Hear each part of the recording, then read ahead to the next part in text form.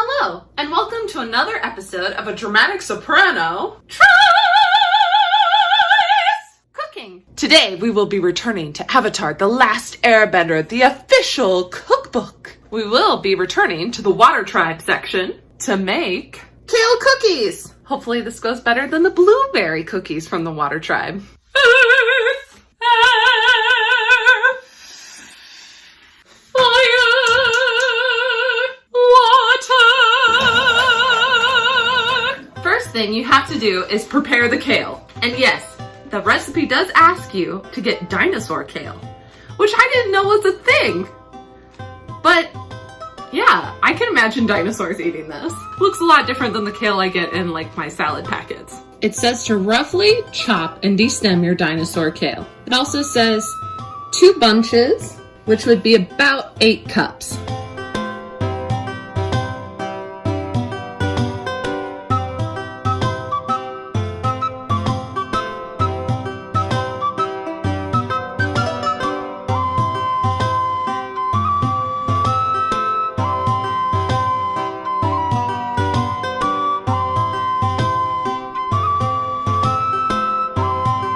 Now you're gonna saute your dinosaur kale in lard or another neutral oil.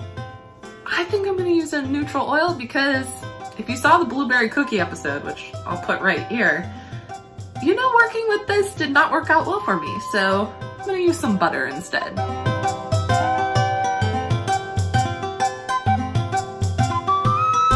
Also, make sure to add some salt. Once your kale has reduced in size and is soft, you can then transfer it to a food processor. If you saw my Cabbage Patch cookie episode, which I will put in the description, you will know that I did not have a food processor about 3 weeks ago. But me and my husband's blender needed replacing, so we decided to get a 2-in-1 Cuisinart blender and food processor.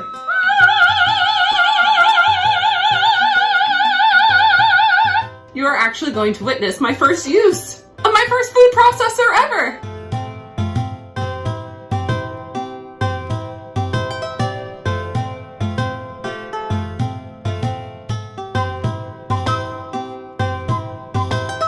It says to pulse it. It's so much fun.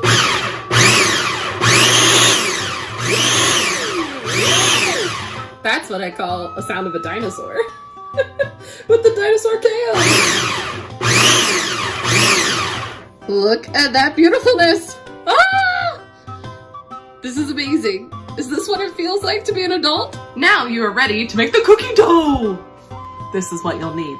A 1/2 cup of margarine. Margarine, not butter. I can't believe it's not butter. Yes, I can. Brown sugar. Yeah, I know it's a mess in there. Ignore it. And some regular sugar too. Yeah, sugar.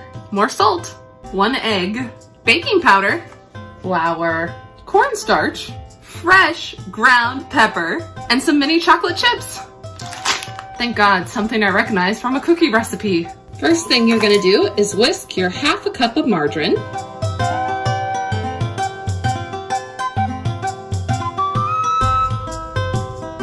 One-third cup regular sugar. And 2/3 cup brown sugar.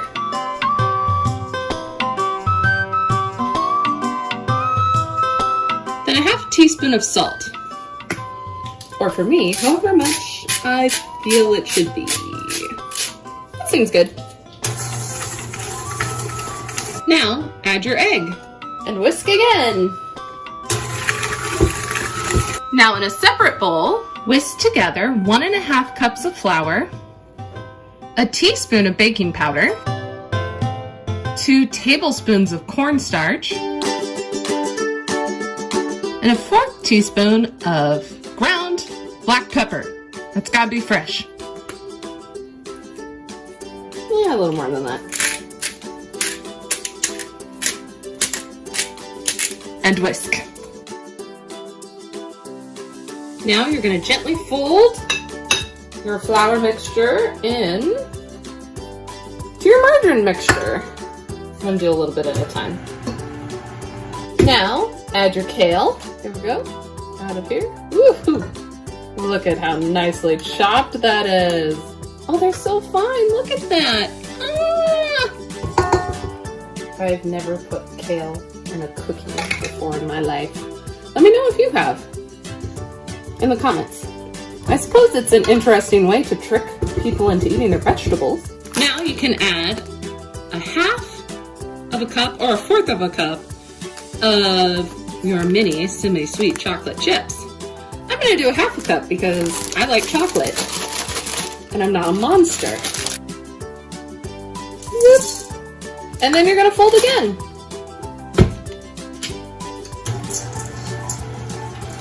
It oddly smells really good. Granted, I like kale though. If you don't like kale, you may not like the smell of this cookie dough, but I don't know how I feel because I smell the chocolate too.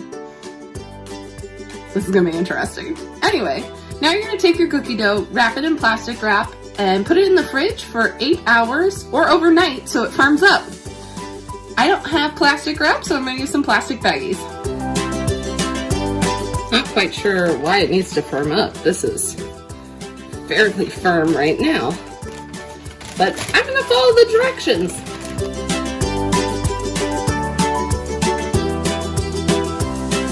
Now put it in the fridge. See ya in 8 hours. 6.5 hours later, because I'm not a patient person, and this feels firm enough. Also, I'm old. I don't want to be up that late. And I don't have time tomorrow, so here we go. Bringing your oven to 350. Now it says you're supposed to use a scoop or a large spoon, form 12 round hockey pucks of cookie dough, 2 inches in diameter, and place them on a cookie sheet. Make sure you have 2 inches of space on either side so the cookie can expand in the oven. Odd thing though, it says bake until cookies have set and turned light golden brown at the bottom. Let cool for 2 minutes before serving. There is no time for the cookies. I'm gonna try at 10 minutes and see how that goes. Why is there no time?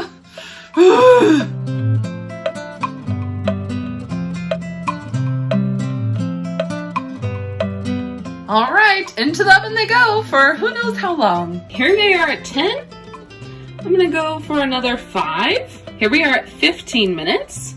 Got a bit poofier. Ooh, a little cakier. I think 2 more minutes and then I'll call it a day. Here we are at 17 minutes. I think maybe 2 more minutes. Maybe this is a 20-minute-er. So I'm gonna go 3 more minutes. Here they are at 20. The directions say they should be golden brown. We're starting to get a crust to them. They're a bit cakey. They definitely expanded. I'm gonna try maybe just 5 more minutes. So maybe these are 25-minute cookies? Why is there not a time for these cookies? Why? Okay, we got a little bit of the golden brown on this dude here, but not on everyone. So I guess this is a 30-minute cookie?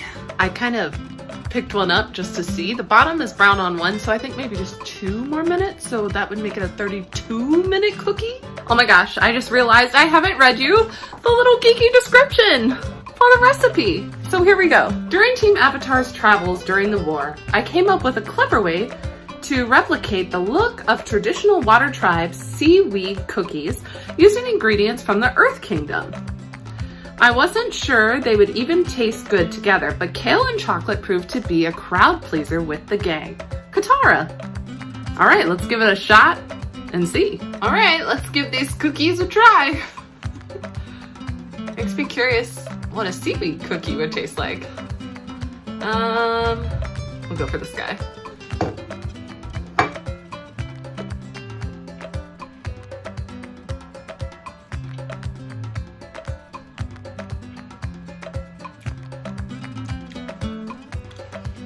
It has a very nice cakey texture, which is nice. It's like the right kind of floof I like in a cookie.